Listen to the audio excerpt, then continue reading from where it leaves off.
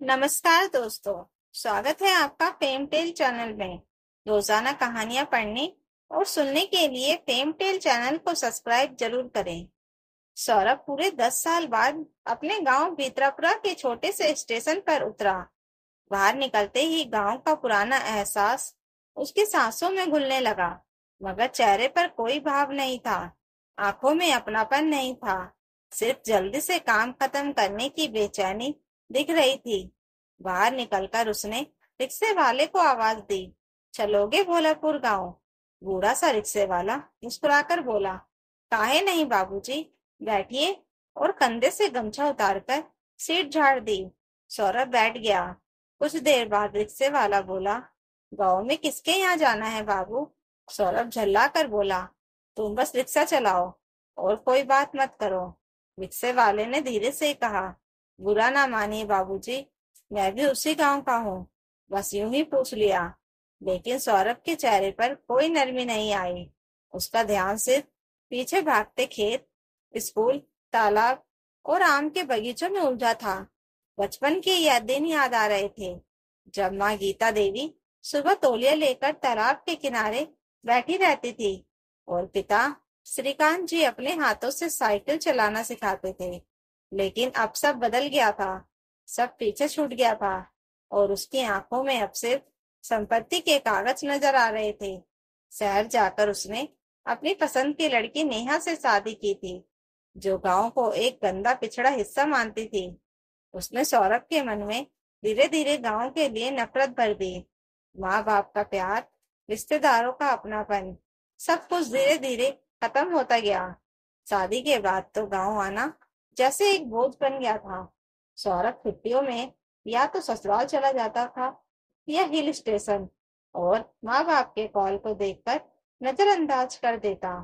एक बार गीता देवी और श्रीकांत जी बेटे को बिना बताए शहर मिलने चले गए, लेकिन वहां बहू नेहा के व्यवहार ने उन्हें समझा दिया कि वे यहाँ सिर्फ बोझ है।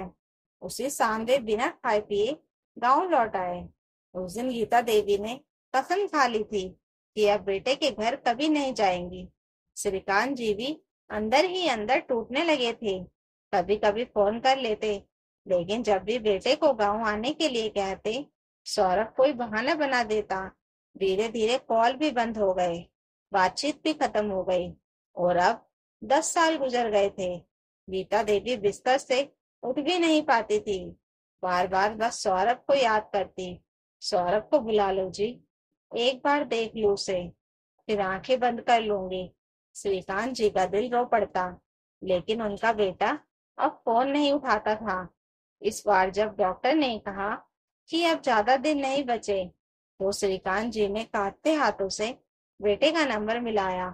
2-3 बार की घंटी के बाद फोन उठा और सौरभ बोला, हाँ पापा बोलिए।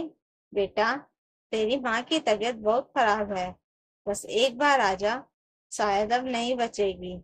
श्रीकांत जी की आवाज रोते रोते भर आई थी, लेकिन सौरभ ने ठंडे लहजे में कहा, पापा, माँ तो पहले भी बीमार रहती थी, कुछ नहीं होगा उन्हें, अभी बहुत काम है, आप परेशान मत होइए। श्रीकांत जी का गला सूख गया, बेटे की आवाज बंद हो गई थी। उधर गीता देवी की तबीयत और बिगड़ गई थी, रात में सांसें उखड़ने लगी। श्रीकांत जी पानी लाने गए, लेकिन जब लौटे तो सब कुछ खत्म हो चुका था। गीता देवी हमेशा के लिए चुप हो गई। श्रीकांत जी वहीं फर्श पर गिर पड़े और जोर जोर से विलाप करने लगे। पड़ोसी दौड़ कर आए, किसी ने सौरभ को खबर दी, लेकिन उसने फोन ही काट दिया। किसी ने उसके मन को नहीं हिला पाया। श्रीकांत जी 13वीं तक बेटे के लौटने का इंतजार करते रहे, लेकिन ना कोई कॉल, ना कोई संदेश। फिर उन्होंने खुद फोन किया और कहा, बेटा, अब तुम्हारी माँ नहीं रही, मैं ज्यादा दिन का नहीं हूँ, सोच रहा हूँ तुम आकर प्रॉपर्टी के पेपर ले लो, मैं ये सब साथ लेकर तो नहीं जाऊंगा। सौरभ को ये सुनकर जैसे राहत मिली। उसे लगा अब तो सब उसका ही है, खेत, घर, जमा पैसा, सब उसका हिस्सा है। और इसी के लालच में वह गांव आ पहुंचा था। जैसे ही घर के पास पहुंचा, देखा वहां अब भी मिट्टी की दीवारें हैं, टिमटिमाता हुआ लालटेन टंगा था। दरवाजा खटखटाया। अंदर से श्रीकांत जी ने दरवाजा खोला। अंधेरे में चेहरा नहीं पहचान पाए।